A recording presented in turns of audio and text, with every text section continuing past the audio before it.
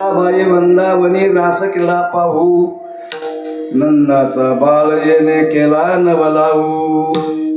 कल्पनेची सासू हिचा बहुतची जाचू, देह भाव ठेवून पायी ब्रह्मपदी नाचू.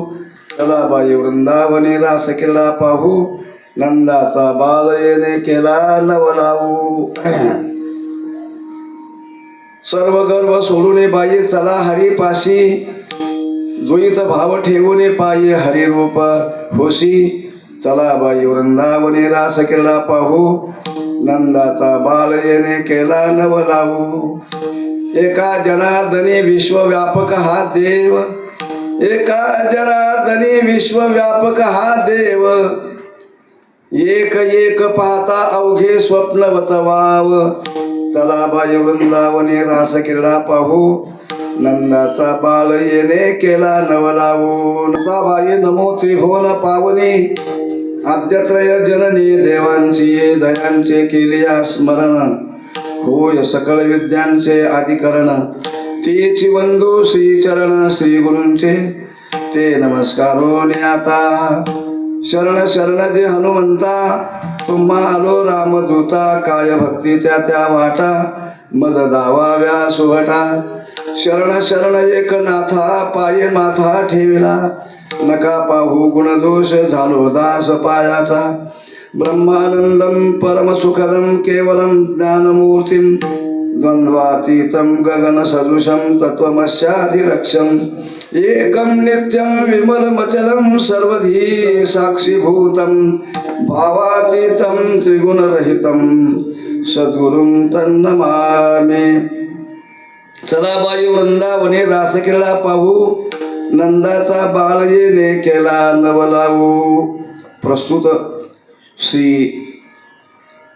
गजानन बाबा यांच्या सेवेकरता हा जो निवडलेला अभंग आहे, हा अभंग जगदवंदनीय संत श्रेष्ठ जगद्गुरु श्री तुकाराम महाराज यांचा 4 चरणाचा गवळणी पर या प्रकरणातला नाही, नाथ महाराजांचा अभंग आहे. गवळणी पर प्रकरणातला आहे. नाथ महाराज या अभंगामध्ये भगवंताच्या लीला वर्णन करतायत, गोपीचं महत्व वर्णन करतायत. विठ्ठल विठ्ठल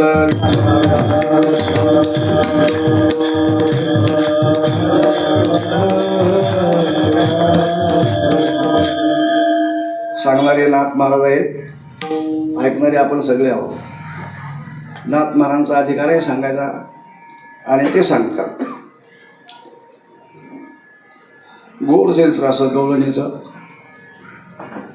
महान त्यांचं महात्म्य गवळणीचं. महान त्या अधिकारी असणाऱ्या गोपी, मोठा त्यांचा अधिकार त्या गोपींचा. असा त्या उच्च अधिकारी असणाऱ्या गोपी, त्याचं वर्णन श्री संत एकनाथ महाराज करतायत. त्यांचं वर्णन श्री संत ज्ञानोबाराय करतायत. त्यांचं वर्णन श्री संत तुकोबाराय करतायत. त्यांचं वर्णन श्री नामदेवराय करतायत. त्यांचं वर्णन जनाबाई करतात, मीराबाई करतात, बहिणाबाई करतात. सगळे संत त्या गोपीचं वर्णन करतायत. गोपी हा महान भगवत भक्त अधिकारी पुरुष असणाऱ्या गोपीसारखा अधिकार कोणाचाही नाही असं म्हणायला काहीच हरकत नाही. अशा गोपी उच्च अधिकाराच्या, की ज्याने भगवंताला आपलासा केला आणि प्रेमाने बांधला. भगवंताला प्रेमाने बांधला, प्रेमाने बंदिस्त केला. त्यांच्या प्रेमाच्या संबंधाने भगवंत आणि दुसरीकडे जाऊ शकत नाही असा हा देव, एवढा मोठा देव त्या गोपीने प्रेमाने आपलासा केला. बाकीच्या लोकांनी आपलासा केला, पण गोपी इतकं प्रेम त्यांच्यामध्ये नव्हतं. नाथ महाराजांमध्ये प्रेम आहे, तुकोबारायमध्ये प्रेम आहे, ज्ञानोबारायमध्ये प्रेम आहे, नामदेवरायामध्ये प्रेम आहे, सावता महाराजामध्ये प्रेम आहे, जनाबाई बहिणामध्ये प्रेम आहे यांच्यामध्ये. पण गोपी इतकं नाही. गोपीचं प्रेम काही आगळं वेगळं असं प्रेम गोपीचं. म्हणून श्री नारद महर्षीसारखे त्यांच्या प्रेमाचं वर्णन करतायत. त्या गोपीचा अधिकार सांगतायत. यथा व्रज गोपिकानाम, व्रजवासी असणाऱ्या गोपी म्हणजे गोकुळवासी असणाऱ्या गोपी फार मोठ्या अधिकारी, फार मोठा त्यांचा अधिकार की भगवंत त्यांच्यापुढे नम्र आहे, एवढा मोठा अधिकार त्या गोपींचा. हो, त्याचं वर्णन श्री एकनाथ महाराज या अभंगामध्ये करतायत. नाथ महाराज अशा काही पद्धतीने वर्णन करतायत की भगवंताने त्यांना वचन दिलं गोपींना. राधा नावाची गोपी, चंद्रावती नावाची गोपी, जसवंती नावाची गोपी, यशोदा नावाची गोपी, रोहिणी नावाची गोपी, अशा प्रसिद्ध गोपी त्या गोकुळातल्या की त्या भगवंताच्या अत्यंत प्रिय अशा त्या गोपी. त्यांना वचन दिलं भगवंताने, मी तुम्हाला रास दाखवीन असं वचन दिलं. मधून मधून प्रसंग आला म्हणजे त्या गोपी मग भगवंताला म्हणजे, अरे कृष्णा, तू रास दाखवीन म्हटला होता आणि ती केव्हा दाखवतो, रास केव्हा दाखवतो? हो, प्रसंग आला, वेळ आला म्हणजे मी तुम्हाला रास दाखवणार आहे. केव्हा प्रसंग यायचा, केव्हा वेळ यायचा, ती रास दाखवण्याकरता, आम्हाला ती पाहण्याकरता केव्हा आमचं भाग्य उदयाला याचं, ती रास आम्हाला पाहायला मिळेल. भगवान म्हटले लवकरच, शरद ऋतू आला म्हणजे शरद ऋतूच्या पौर्णिमेमध्ये मी तुम्हाला ती रास दाखवणार आहे. शरद ऋतूच्या पौर्णिमेला असं पक्क वचन दिलं. मग नुसतं आधार असं नाही, शरद ऋतूच्या पौर्णिमेला आणि मी तुम्हाला रास दाखवणार आहे असं भगवंतांनी गोपीला सांगितलं. ती शरद ऋतूची पौर्णिमा आलेली आहे आणि भगवान त्यांना रास दाखवायची म्हणून वृंदावनामध्ये गेले. भगवान एकटेच गेले वृंदावनामध्ये. रात्रीचा प्रहर, रात्री 10 वाजलेले आहेत. पौर्णिमेचा चंद्र असा आलेला आहे, टपोर असं चांदणं पडलेलं आहे की बारीक बारीक अशी वस्तू अशी जरी पडली तर उचलून घ्यावी असं शुद्ध असं चांदणं पडलेलं आहे. आकाशामध्ये ढगाचा लेश नाही, शुद्ध असं आकाश आहे. आणि अशा शुद्ध आकाशामध्ये शुद्ध असा स्पष्ट असा चंद्र, आणि त्या चंद्राच्या प्रकाशात भगवंताने आपला मुरली वाजवला. भगवंताचा मुरली काही आगळा वेगळा. तसे गोकुळामध्ये बरेच मुरली वादक होते.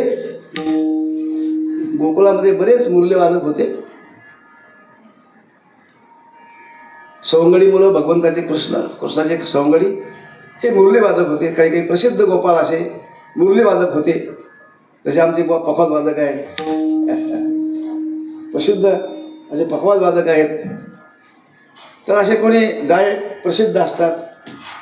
राग कोणता म्हणायचा वगैरे वगैरे म्हणजे असं प्रसिद्ध लोक असतात गाण्यामध्ये, वाजवण्यामध्ये. तसं मुरली वाजवण्यामध्ये सुद्धा काही गोकुळामध्ये प्रसिद्ध होते. प्रसिद्ध लोक, चांगलं सुंदर गाणारे मुरलीतून. आता जसं आपल्याला बासरी वाजवणारे लोक टी व्हीमध्ये पाहायला मिळतात ना, बासरी वाजवणारे सुंदर बासरी वाजवतात, त्याचे नावं प्रसिद्ध आहेत. आणि अशा पद्धतीने ते कलाकार आहेत.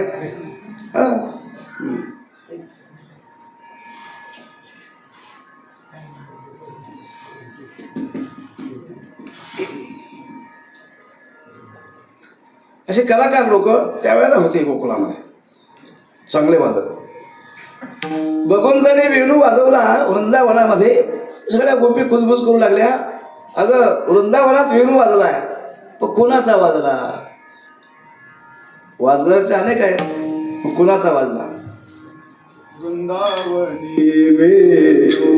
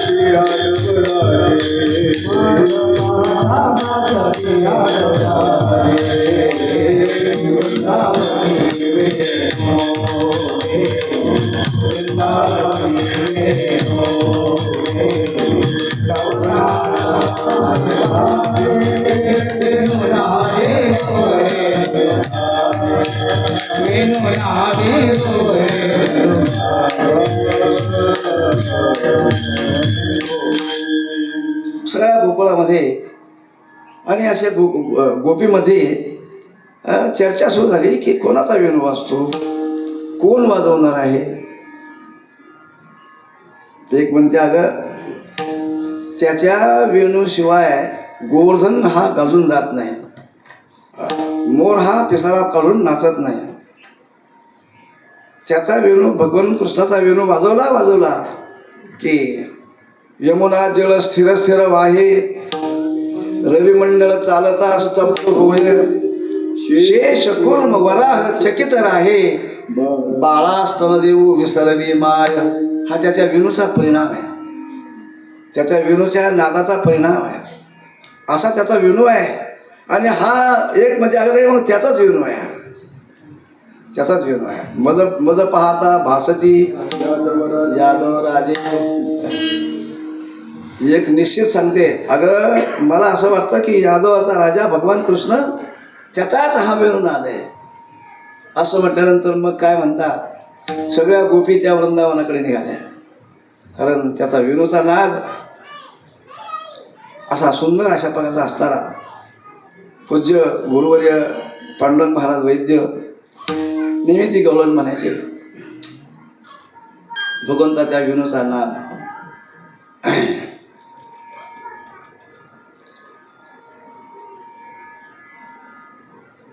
सगळ्या गोपी त्या वृंदावनाकडे निघाल्या. जशी एखादी नदी व्हावी असा रस्ता वाहू लागला त्या वृंदावनाकडे. हजारो गोपी त्या ठिकाणी जमा झाल्या, भगवंताला घेर घातला आणि त्याचा हात धरला. हे बंद कर तुझं वाजवणं आता, कारण तुझ्या वेणूचा नाद काही आगळा वेगळा आहे. तुझ्या वेणूचा नाद काही आगळा वेगळा आहे. तुझ्या वेणूचा सुरतान, तुझ्या मुरलीचा सुरतान, मी विसरले देहभान, घर सोडून धरले रान, मी वृंदावनी गेले. तुझ्या त्या मुरलीच्या नादाने मी घर सोडलं, इकडे रानात आले, वृंदावनामध्ये आले. असा तुझा मुरलीचा तो नाद आहे. मुरली नो हे केवळ बाण, तिने हरिला माझा प्राण, संसार केला दानादीन, येऊन हृदयी संचरली. अशी ती मुरली. तिचा आवाज हृदयामध्ये शिरल्यानंतर संसाराची दानादीन, संसार चांगला होत नाही. ज्याला भगवंताचा वेणू ऐकायचा छंद लागला त्याचा संसार चांगला होत नाही. अर्थात ज्याला भगवंताचं भजन करण्याचा छंद लागला त्याचा संसार चांगला होत नाही. हो, तसं अलीकडं छंद आहे का नाही कोणास ठाऊक, परंतु संसार सुधारले. संसार काय झाले? सुधारले.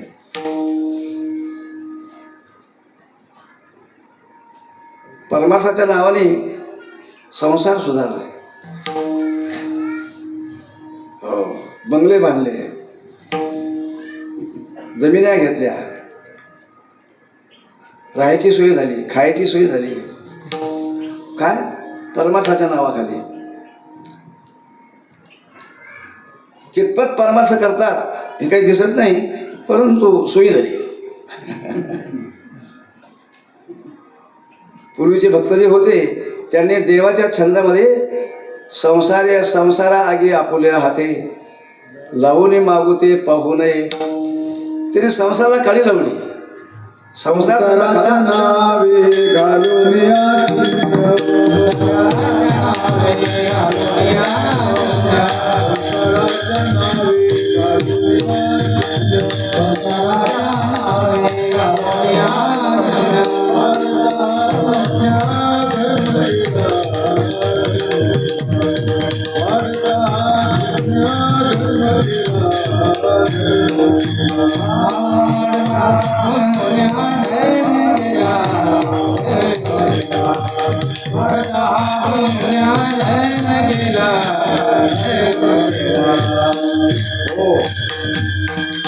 संसाराच्या नावे घालून या शून्य वाढता हा पुण्य धर्म केला.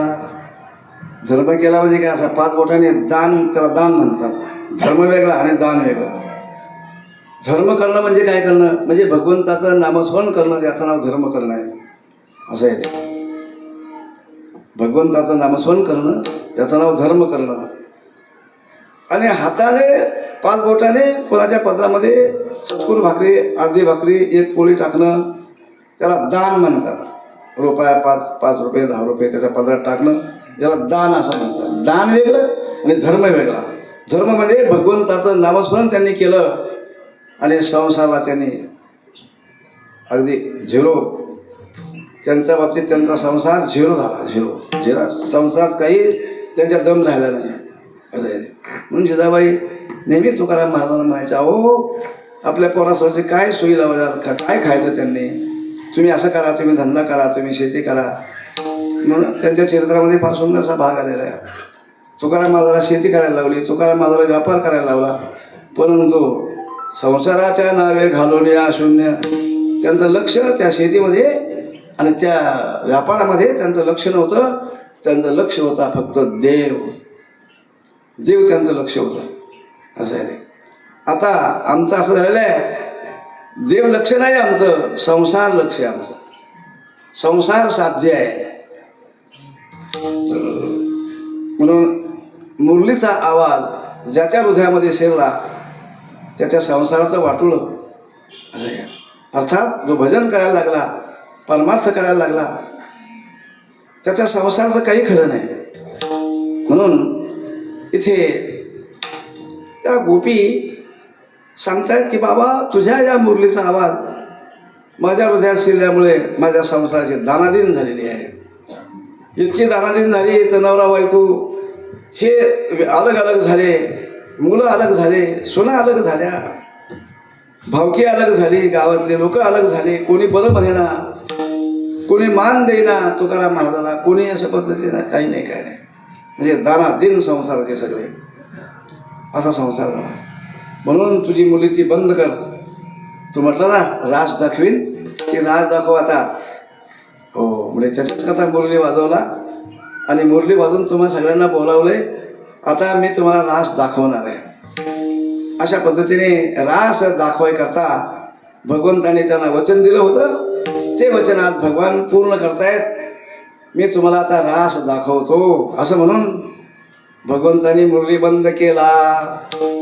एक गोपी म्हणते, अरे अरे कृष्णा, आम्ही बहुजनी तू एकला, असंशी येथे सारंग पाणी. अरे तू एकटा अशा प्रकारचा असणारा आम्हाला काय तू रास दाखवणार आहेस. या विठ्ठल विठ्ठल, आम्ही बहुजनी तू एकला, असंशी येथे सारंग पाणी. अरे तू एकटा आणि आम्ही एवढ्या मोठ्या जमा झालो इथे, आणि तू आम्हाला काय आता रास दाखवणार आहेस. असं म्हणता म्हणताच, असं बोलता बोलताच जेवढ्या गोपी होत्या एवढा कृष्ण झाला. अनेक गोपी अनेक कृष्ण, एक गोपी एक कृष्ण.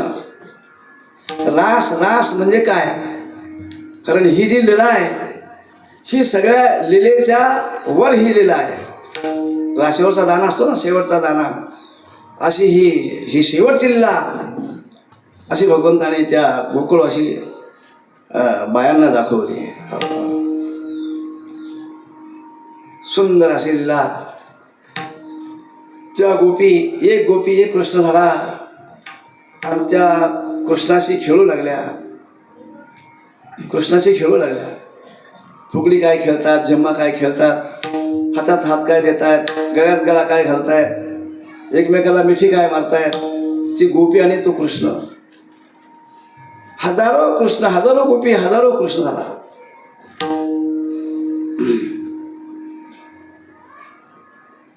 आनंद त्या ठिकाणी निर्माण झाला. आनंदात त्या गोपी डुबून गेल्या.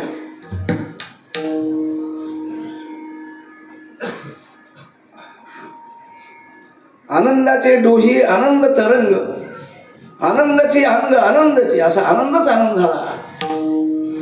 त्या आनंदाला पारावार नाही त्या आनंदाशी जोडा. सांगता गोष्टी लागती गोडा, आलाशी आकारा अमुचिया चाडा. तुका म्हणे भिडा भक्तीची. गोपीच्या भक्तिस्तव परमात्मा अनेक झाला. काय त्यांची भक्ती,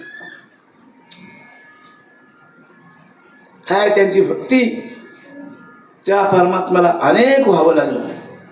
त्यांच्या भक्तिस्तव, त्यांच्या प्रेमास्तव त्याला अनेक व्हावं लागलं. अनेक, हो, एक राहिला नाही, तो अनेक झाला. कशा करता झाला? आपल्या भक्ताकरता झाला. हो, कोण? देवाजी देव भगवान आपल्या भक्ताकरता अनेक बनला. हो, आनंदी आनंद झाला त्या गोपींना. इतक्या त्या गोपी त्यामध्ये रंगून गेल्या की त्याला दुसरं काही आठवेना की मी कोण आहे, हा कोण आहे, काही त्यांना आठवेना. एक रूप झाल्या भगवंताशी. त्या खेळामध्ये खेळत असताना एक रूप झाल्या भगवंताशी. असा तो आनंद त्या ठिकाणी निर्माण झालेला आहे. कारण तो पारमार्थिक आनंद आहे. पारमार्थिक आनंदामध्ये अशी स्थिती होत असते. द्वैत विसरून जातो, अद्वैत स्थिती प्राप्त होते. दोघं एक बनतात, देव आणि भक्त एक बनतात. असे ते गोपी आणि कृष्ण एक झाले. एक झाले. काय तो आनंद. आता तिथल्या आनंदाला महाराज म्हणतात त्याला जोडा नाही, जोड नाही त्याला, असा तो आनंद. खूप आनंद भोगत असताना गंमत अशी आहे, एखादा माणूस पारमार्थिक असेल आणि तो असा भजनाचा आनंद भोगत असेल तर त्यामध्ये सुद्धा हे विकार प्रवेश करतात. अशा ठिकाणी सुद्धा यांचा प्रवेश, कोणाचा? विकाराचा. काम, क्रोध, लोभ, मोह, दंभ, अहंकार, हे जे विकार आहेत, हे सगळे विकार तिथे प्रवेश करतात आणि तिथे त्याला हाणून पाडायचा प्रयत्न करतात त्या भक्ताला. तिथे प्रवेश करतात. म्हणजे हे जे लोक आहेत सगळे, काम, क्रोधादी विकार सगळे, हे त्याच्या जवळच राहतात हृदयामध्ये. जसा भगवंत कुठे राहतो? हृत्पद्म गोलके स्थित, जसं पंचदशिका सांगतात. गोलके, हृत्पद्म गोलके स्थित, हृदयरूपी कमलामध्ये. आणि असा भगवान तिथं वास्तव्य करतो हृदयामध्ये. तसेच हे विकार सुद्धा त्याच्या भोवती राहतात, जवळच राहतात. हे विकार, काम, क्रोधादी विकार, हे सगळे विकार त्याच्या शेजारी राहतात. आणि ते असं पाहतात, अरे हे जर वातावरण बिघडलं जरा, हे आपण लगेच ताब्यात आणलं पाहिजे, ताबा करायला पाहिजे. मग ते त्याच्यावर ताबा करतात. कोण? हे विकार. हे वातावरण बिघडलंय म्हणजे बिघडलेलं वातावरण चांगलं जागेवर आणण्याकरता हे विकार तिथे प्रवेश करतात. आता वास्तविक हे वातावरण बिघडलेलं आहे का? नाही, चांगलं वातावरण आहे ते.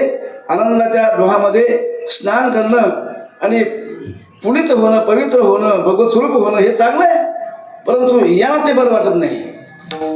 जसं शेजाऱ्याला शेजारचं बरं वाटत नाही, शेजाऱ्याला शेजाऱ्याचं बरं वाटत नाही मला त्याची लईच माळी जाऊ पाहायला. त्याचं कव्हा जळत आहे, त्याचं कव्हा पळत आहे, त्याचं कव्हा वाटोळं होत आहे.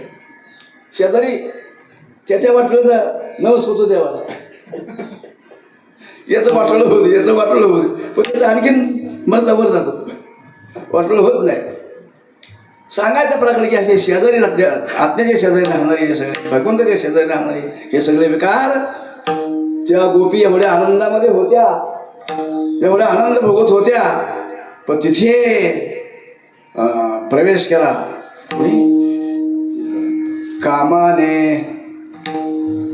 कामाने प्रवेश केला.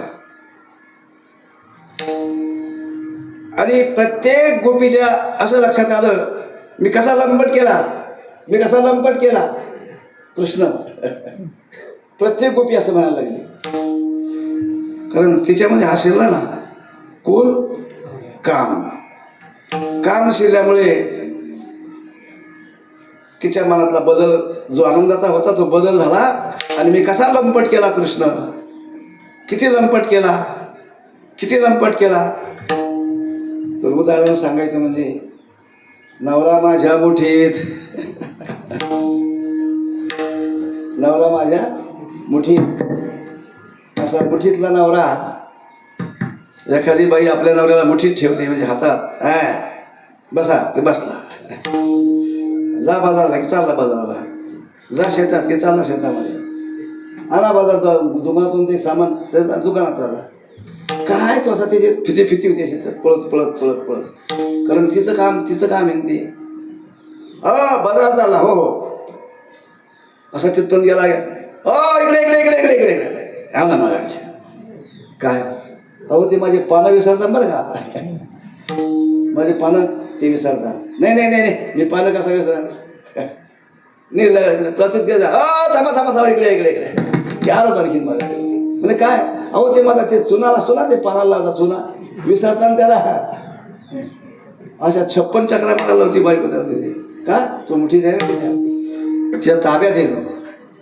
अनेक चक्र मला लावून शेवट म्याव ताटा खालचं मांजर.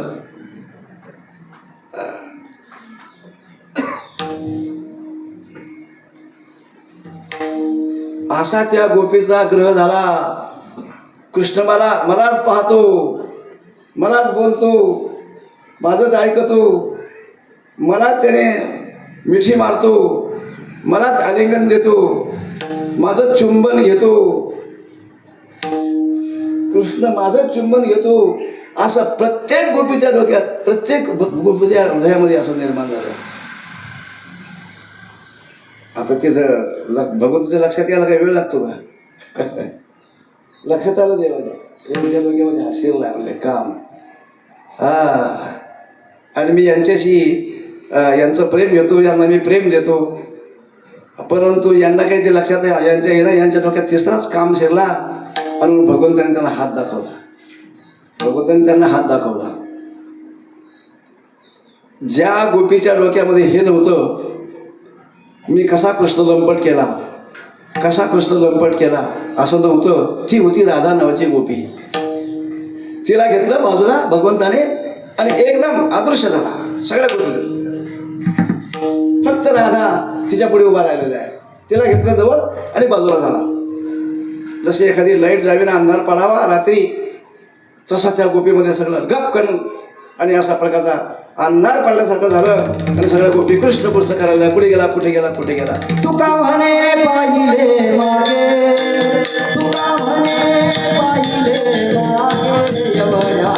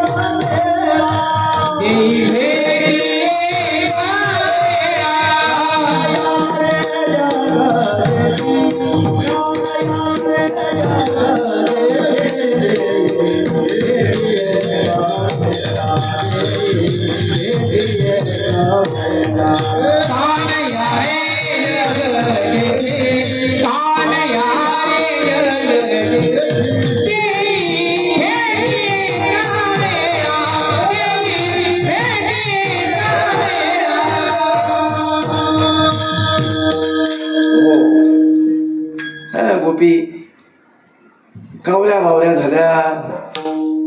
ती तिला विचारते, ती तिला विचारते, ती तिला विचारते. शेवटी सगळ्यांनी विचार केला आणि भगवंताची स्तुती करायला सुरुवात केली. कानया रे जग जेठी देई भेटी एक वेळा, काय मोकलिले वनी सावधाने वेढिले. हे देवा, अशा अरण्यात तू आम्हाला सोडलंस, या सावधाने आम्हाला घेरलं आणि अशी आमची फजिती झालेली आहे. म्हणून आता आम्हाला एक वेळ काय करते, भेट दे, आम्हाला एक वेळ भेट दे. आता एक वेळ भेट दिली की पुन्हा आम्ही तुला सोडणार नाही, पुन्हा कुठलाही विचार डोक्यामध्ये येऊ देणार नाही आणि शुद्ध अंतकरणाने आम्ही तुझी भक्ती सेवा करू. विठ्ठल विठ्ठल.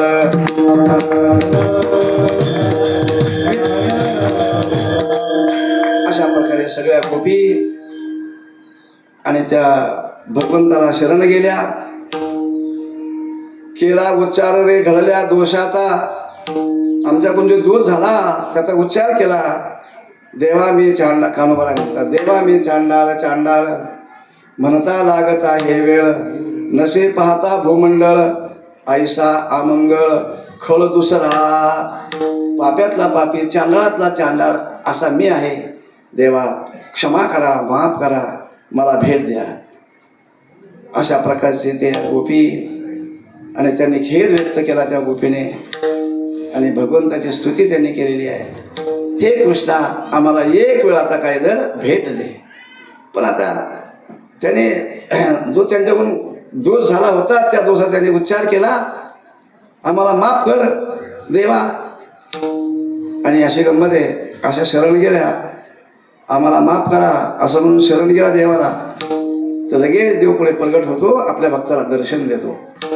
भगवान पुढे प्रगट झाले आणि सगळ्याला दर्शन दिलं भगवंताने. अर्थात ज्या त्या गोपींचं जे मनोगत होतं, भगवंताने त्यांना जे वचन दिलं होतं, तुम्हाला मी रास दाखवीन असं वचन दिलं होतं, ते वचन भगवंताने शरद ऋतूच्या पौर्णिमेच्या दिवशी पूर्ण केलं आणि त्यांना रास दाखवली. रास दाखवली म्हणजे काय केलं, बहु झाला, कृष्ण बहु झाला. एक गोपीला एक कृष्ण असा बहु झाला आणि सगळ्यांचा एकाच वेळेला सगळ्यांची इच्छा तृप्त केली भगवंताने. एका वेळेला, एका क्षणात सगळ्यांची इच्छा पूर्ण केली. वेगळे वेगळे वेगळे वेगळे असं नाही, एका क्षणात सगळ्यांची इच्छा पूर्ण केली भगवंताने. असं आहे. नाथ महाराज वर्णन करतायत अभंगाच्या प्रथम चरणात.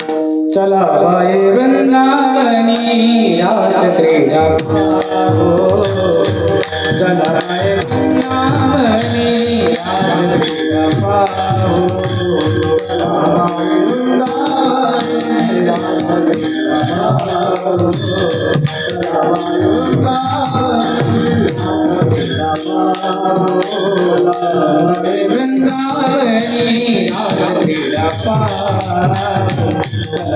वृंदावनी राधा पाओ, बाई वृंदावनी राधा पाओ, बाई वृंदावनी राधा पाओ. नंदाचा बाळेने नंदाचा बाळेने केला नवलागो, बाई वृंदावनी राधा पाओ, बाई वृंदावनी राधा पाओ.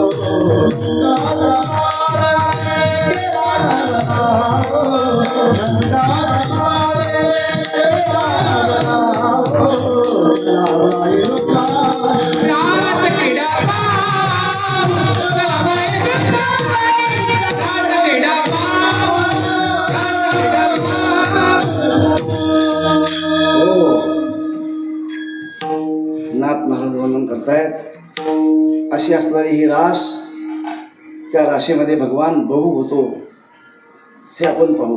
असं आहे नाथ महाराज म्हणतात. आणि सगळ्याला आवाहन करतायत, चला बाई वृंदावनी. हे बायांनो चला वृंदावनाकडे रास पाहायला. कोणाला असं वाटेल नाथ महाराज श्रीलंपट असायला पाहिजेत म्हणून ते बाहेरच म्हणतात. माणसाला कोण म्हणतात, माणसाला म्हणत नाहीत नाथ महाराज चला माणसं हो आणि रास केला पाहायला. चला बाई वृंदावनी, बाई शब्द वापरला नाथ महाराजांनी. चला बायांनो वृंदावनामध्ये रास पाहायला चला. म्हणजे हे नाथ महाराज हे श्रीलंपट असायला पाहिजेत आणि म्हणून ते असं ते बाहेरच आवाहन करतात, पुरुषांना नाही. पण नाथ महाराज हे श्रीलंपट नाही, आत्मज्ञानी आहे. नाथ महाराज हे कुठले विषय लंपट नाही. नाथ महाराज हे ब्रह्मज्ञानी आहे. नाथ महाराज त्यांचा अधिकार फार मोठा आहे. नाथ महाराजांचा बाई शब्दाने नाथ महाराजांनी उच्चार केला. बायांनो चला, नाथ महाराज सांगतायत. माणसाला वाटतं बाया म्हणले ते बाया साडी नेसणाऱ्या, ज्याला मिशा नाही त्या बाया, त्याला बाया म्हणतात. परंतु नाथ महाराजांचा दृष्टिकोन हा फार सूक्ष्म आहे. असं आहे. नाथ महाराज बाई शब्दाने जे काही जो सामान्य शब्द वापरला, ए बायांनो चला,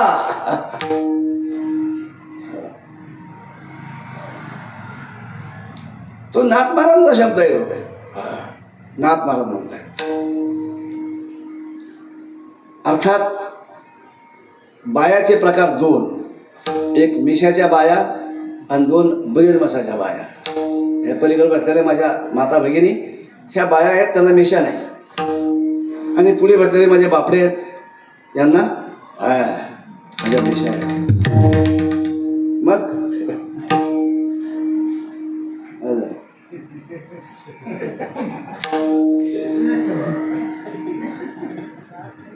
जरी इथं मिशा असल्या तरी पण नाथ महाराजांच्या दृष्टीने आपण सगळं बायाच आहोत. नाथ महाराज आपल्याला सगळ्याला बायाच म्हटलं. नाथ महाराज जरी मिशा असल्या तरी. तुम्ही जर मिशेवर पीळ माहीत असले, मी काय समजत त्याच्या तरी पण तुमच्या केवढ्या मिशा मोठ्या असू द्या, तुम्ही कोण आहात? बायाच. फक्त एवढाच आहे, तुम्ही मिशाच्या बाया आणि त्या बिगर मिशाच्या बाया असं आहे. कारण भगवंतांनी गीतेमध्ये प्रकृतीचे प्रकार सांगत असताना प्रकृती दोन प्रकारची आहे. एक जड प्रकृती आहे आणि एक चेतन प्रकृती आहे. भगवान गीतेमध्ये सांगतायत. जड प्रकृती सांगत असताना भगवान सांगतात, भूमिरापो नरो वायु खं मनो बुद्धिरेवच अहंकार येतियम मे भिन्ना प्रकृतिरष्टधा. ही 8 प्रकारची प्रकृती, 5 महाभूते आणि मन, बुद्धी आणि अहंकार 3 मिळून अशी 8 प्रकारची जड प्रकृती आहे. आणि जीव नामाची जी प्रकृती आहे ती चेतन प्रकृती आहे. जीव नामाची जी प्रकृती आहे ती चेतन प्रकृती आहे. भगवान सांगतात गीतेमध्ये. हे आपल्या म्हणतो थोडं बोलतो आपण.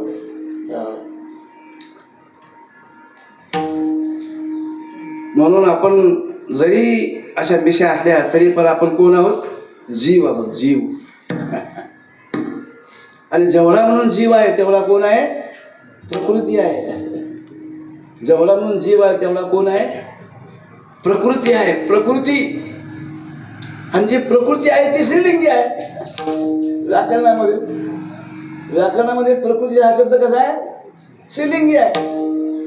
आत्मा हा पुलिंगी आहे, प्रकृती श्रीलिंगी आहे. तर अशी हा जेवढा जीव तेवढा प्रकृती आहे आणि तो श्रीलिंगी आहे. आणि म्हणून तो प्रकृती आहे, अर्थात स्त्री आहे. स्त्री आहे. तोच एक पुरुष की ज्याने आत्म्याला ओळखलेला आहे. तोच एक पुरुष आहे आत्म्याला ओळखणारा, आत्म्याला जाणणारा, आत्म्याचा भोग घेणारा. असा जो महात्मा आहे तेच एक फक्त पुरुष आहेत. बाकी सगळ्या स्त्रिया आहेत. बाकी सगळ्या स्त्रिया आहेत. म्हणून नाथ महाराज बोलतायत, चला बाई वृंदावनी. सगळ्या बायाला बोलतात. अर्थात तुम्हाला आम्हाला सुद्धा असं म्हणतात की चला वृंदावनामध्ये चला रास पाहण्याकरता. आणि परमार्थामध्ये काही वस्तू पाहायच्या असतात, काही वस्तू करायच्या असतात, काही वस्तू जाणायच्या असतात. परमार्थामध्ये असं आहे, काही वस्तू ऐकायच्या असतात. आता कीर्तन ऐकायचं, बसा ऐका आणि त्यातलं काय ते घ्या, काय तुम्हाला आणि लागन ते त्यातलं वेचून घ्या आणि तसं तशी तयारी करा आत्म्याकडे जाण्याची, आत्म्याकडे जाण्याची तयारी करा. तर असं रास ही पाहायची वस्तू आहे. नाथ महाराज सांगतात, चला बाई वृंदावनी रास क्रीडा पाहू, असं म्हटलं. कारण तुम्हाला ती रासक्रीडा करता येणार नाही. रासक्रीडा तुम्हाला करता येणार नाही, करता येणार नाही. कोणी असेल तर पहा, दुसरं कोणालाच करता नाही आली रासलीला, फक्त भगवान कृष्णानेच केली, दुसरे कोणीही केली नाही. आणि तो असा व्यापक असल्यामुळे त्याला सर्व करता आलं त्याला.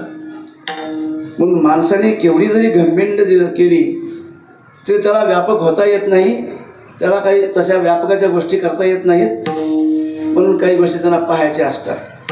रासक्रीडा त्यांनी पाहायची असते आणि पाहून मुक्त व्हायचं असते, पाहून मुक्त व्हायचं आहे. रासक्रीडा पाहून मुक्त व्हायचं आहे. परमार्थ नामचिंतन करून मुक्त व्हायचं आहे. सात्विक क्रिया करून मुक्त व्हायचं आहे. आत्मज्ञान संपादन करून मुक्त व्हायचं आहे. म्हणजे असं ते अनेक प्रकार आहेत त्याच्यामध्ये. तर कसं कसं करेन की काय आपण काय काय केलं असताना आपण तिथपर्यंत जाऊ, तर त्या अशा त्याच्या वाटा आहेत, त्या वाटाने आपल्याला तिथपर्यंत जाता येतं आत्म्यापर्यंत. आणि म्हणून रास ही जी आहे ही पाहण्याची वस्तू आहे, करायची वस्तू नाही. विठ्ठल विठ्ठल विठ्ठल.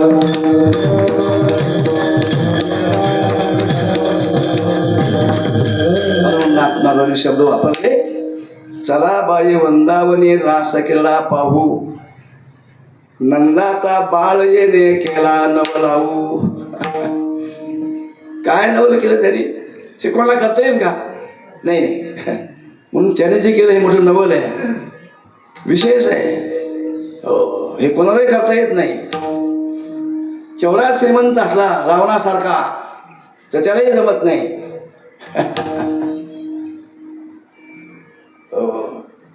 कोणालाही जमत नाही.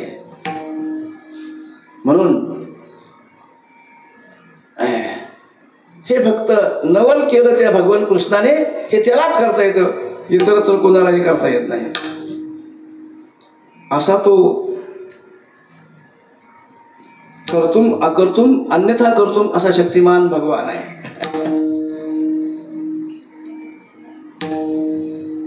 म्हणून रासक्रीडा पाहायची आहे, भगवंताने केलेली, आणि ती पाहून मुक्त व्हायचं आहे. विठ्ठल विठ्ठल विठ्ठल.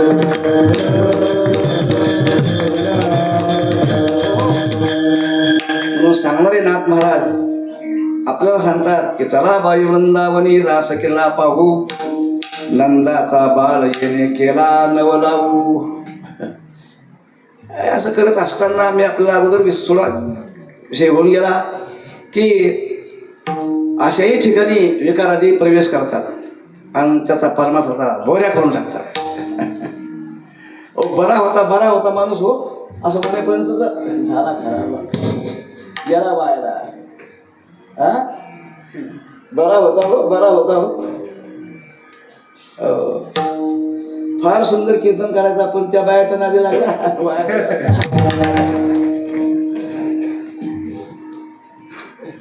अवघड आहे परमार्थातलं काम सगळं. म्हणून परमार्थ शेवटला जाणं म्हणजे फार कठीण. म्हणून परमार्थ एक उदाहरण आहे. झोक्यामध्ये पंचमीला झोके बांधतात. झोके पंचमीला झोके असतात, झाडाला झोके बांधतात फांदीला. आमच्या गावामध्ये एक माणसाने झोका बांधला. तो असा बांधला तर त्या झोक्याला वर भोरकडी लावली आणि खाली भोरकडी लावली, मध्ये झोका, आणि त्याच्यावर बक्षीस ठेवलं. तुम्हाला भोरकडी कळली का? नाही. भोरकडी आता कळायचा प्रश्न आहे ना, कारण शेतकऱ्याला कळते. शेतकऱ्याला कळते भोरकडी. आपण शेतकरी भोरकडी कळते, वास्त्राच्या गळ्याला ते बांधलेलं असते तर भोरकडी असते, कारण ते वासर पिळे घालते आणि ते भोरकडी असले म्हणजे पिळे बसत नाहीत त्याला. तर त्या झोडक्याला भोरकडी बांधली वरच्या बाजूला आणि खालच्या बाजूला सुद्धा खुंटा ठोकून तिथे भोरकडी बांधली आणि मध्ये झोका. जो हे शिड्या चढून वर जाईल त्याला बक्षीस ठेवलं. ह्या शिड्या 10-5 शिड्या 10-15 शिड्यामध्ये बांधलेल्या पायऱ्या, दुरीला बांधलेल्या पायऱ्या. हा जो चढून जाईल वरच्या भोरकडीपर्यंत त्याला बक्षीस. कोणीही गेला नाही. शेवटी भोरकडी झोका सोडून ठेवा लागला, कारण ते शक्य नाही ना. त्याला पुन्हा तेल टाकलेलं त्या भोरकडीला, नरम झालेली अशी सुटसुटीत मोकळी. पहिला पाय ठेवला की झरकून झोका फिरत ती भोरकडी फिरत. पहिला ठेवला की भोरकडी फिरली. 2 पायऱ्या सुद्धा कोणी चढत नव्हतं. असा परमार्थ म्हणजे भोरकडीचा झोका आहे.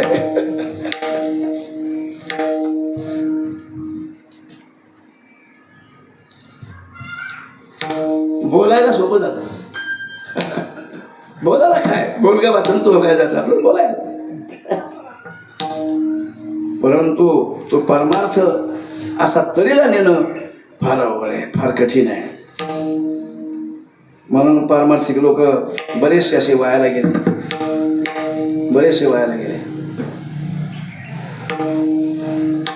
आमच्या वारकरी शिक्षण संस्थेचा एक पखवाजा होता, प्रसिद्ध झाली, सुंदर पखवाज वाजवणारा. पण त्याने पखवाज तमाशात वाजवला. त्याने पखवाज कोणी ढोलकी वाजवली, त्यांनी तमाशात ढोलकी वाजवली. जो वाळीत टाकला माणूस तर पुन्हा त्याला कुठला चान्स नाही. कुठल्या कीर्तनात नाही, कुठल्या भजनात नाही, कशात नाही, वायाला गेला. पण गुणाने संपन्न असताना माणूस, पण त्याने असाच आवडपेना केला, तमाशात वाजवल्यामुळे त्याला चान्स नाही पुन्हा. तर असे परमार्थ करणारी माणसं ते मोठ्या जिद्दीने परमार्थ करण्याचा प्रयत्न करतात, पण हे विकार तिथे प्रवेश करतात, त्या जिद्दीच्या ठिकाणी प्रवेश करतात. म्हणून हे जे विकार आहेत अशा ठिकाणी प्रवेश करून आणि त्याला शोध करण्याचा प्रयत्न करतात, त्याला पाडण्याचा प्रयत्न करतात. तर असा विकार शिरला त्या गोपीमध्ये, ती म्हणजे कल्पनारूपी सासू.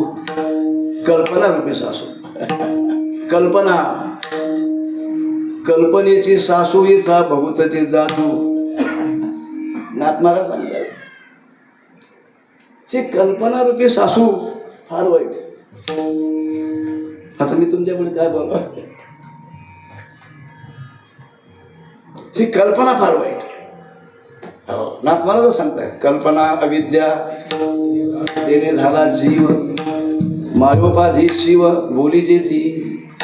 जीवानी शिव मायाची उपाधी आहे, आणि हा जो जीवपणा हा शिवपणा निर्माण झाला तर केवळ कल्पनेने. कल्पना अविद्यारूपी कल्पनेने, आणि त्या ब्रह्माला जीवत्व तयार झालं, त्या ब्रह्माला शिवत्व तयार झालं, त्याला जीव शिवाचं नाम आलं. म्हणून कल्पना फार वाईट आहे. स्मशानातून चालला, स्मशान तिथून चालला माणूस, शेतातून आला माणूस घराकडे येत आहे, आणि त्या स्मशानातून कुठंतरी काहीतरी एका जागेतून पाखरू उठलं, काय झालं मला भूत लागलं. आता भूत लागलं, कल्पना झाली, भूताची कल्पना झाली. नाही काय भूताची कल्पना झाली लागलं ना भूताला. कोणतं भूत लागलं त्याला? कल्पना रूपी भूत. अन्नाला काही बोलायला.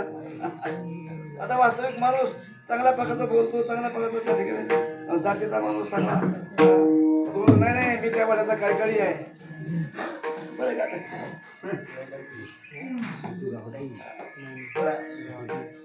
असा प्रकार त्या ठिकाणी होतो. ही कल्पना फार वाईट आहे, फार वाईट आहे.